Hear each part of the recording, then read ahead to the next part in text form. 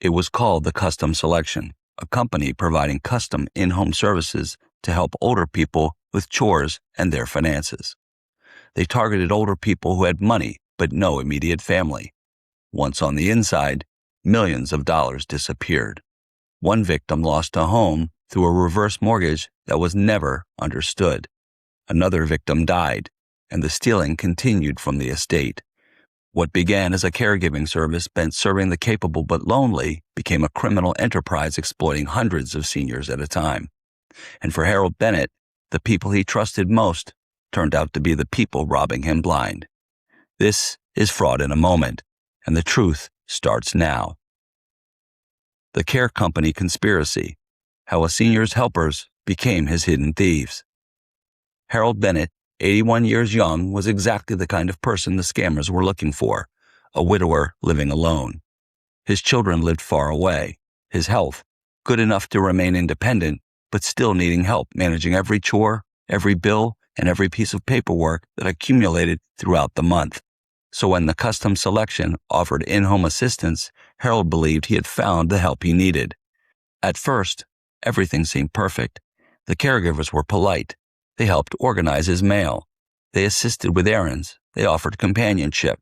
They even helped him sort through bills and financial paperwork when it became overwhelming. To Harold, they felt like trusted advisors, and soon they expanded their influence. First came the small favors. Then came the financial assistance. Eventually, they were offering to simplify complicated paperwork. They shared that certain documents would help them better manage his bills and financial matters. So he signed what they put in front of him, and Harold never saw it coming. The withdrawals started small. A few transfers here, a few checks there, an account opened, a payment redirected. Every transaction was carefully designed to avoid immediate suspicion. When Harold asked questions, the replies were quick. It's part of the process. Everything is under control. Don't worry about it. They didn't break into his home. He welcomed them through the front door. As time passed, the theft accelerated. Money disappeared from accounts. Assets were sold. Financial records became increasingly confusing. Yet Harold remained convinced his caregivers were helping him. After all, they handled his errands. They helped with his paperwork. They checked on him regularly. Why would someone who appeared so caring steal from him? That question delayed discovery far longer than the scammers ever could have imagined. And Harold wasn't alone.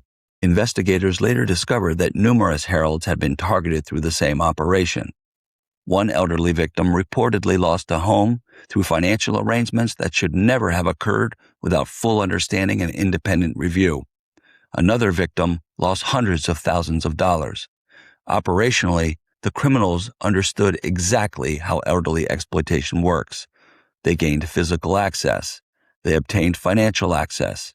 They isolated victims from independent oversight. Then they used legal documents, powers of attorney, and trusted positions to move money without raising immediate alarms.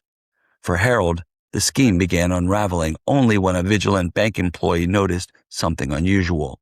Certain signatures appeared inconsistent. Some transactions didn't fit established patterns. Questions were asked. Records were reviewed.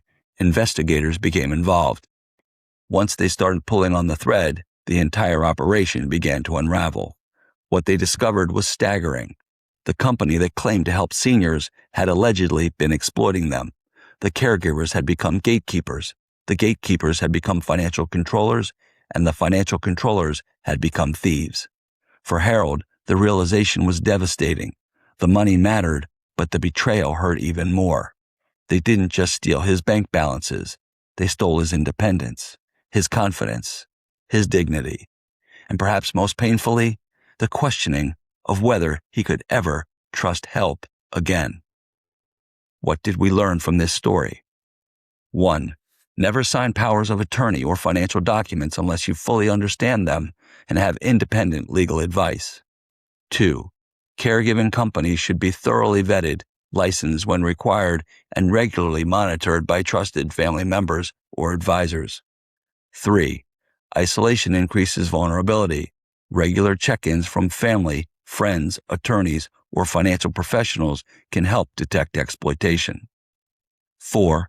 Question any caregiver who seeks increasing control over finances, accounts, mail, or legal documents. 5. Review bank statements and account activity regularly, even when someone else is helping manage daily affairs. 6. Banks and financial institutions can often spot suspicious activity, so take concerns raised by bank employees seriously. 7. Trust should be earned and verified. Never assume someone is safe simply because they appear caring and helpful. They call themselves caregivers. They presented themselves as trusted helpers, but behind the smiles, the paperwork, and the promises, too many were allegedly building a system designed to exploit the very people they claimed to serve. Customers became targets and opportunity. Fraud thrives when trust goes unchallenged and financial control goes unmonitored. The lesson is both simple and sobering. Sometimes the most dangerous scammer isn't the stranger calling from across the world. Sometimes it's the person standing in your living room pretending to help. This has been Fraud in a Moment, where we expose the schemes hiding in plain sight and give you the tools to protect what's yours. Until next time, stay alert, stay steady, and remember, when helpers seek control and paperwork starts to grow, trust but verify before your finances go.